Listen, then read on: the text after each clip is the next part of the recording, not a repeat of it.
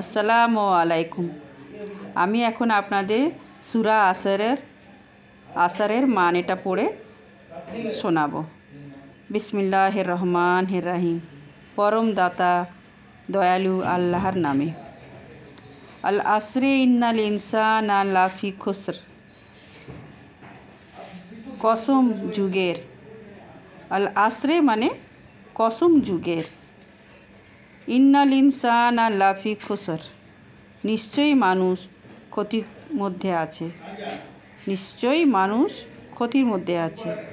ইন্নাল্লাযীনা আমানু ওয়া আমিলুস সলিহাতি ওয়া তাওয়াসাউ বিল হাক্কি ওয়া তাওয়াসাউ বিস সাবর।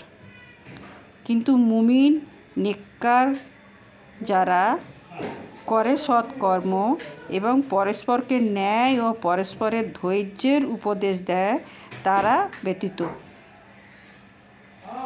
এখানে মানেটা এইভাবেই বোঝাতে হচ্ছে, আমরা সবাই ক্ষতিগ্রস্ত বা প্রবলেমের মধ্যে থাকি, কিন্তু যারা মুমিন আসল বা নেককার বা সৎ কর্ম করে বা সৎ উপদেশ দেয় মানুষকে বা ধৈর্য রাখে, তারা কিন্তু এই অনেক কষ্ট থেকে দূরে থাকে।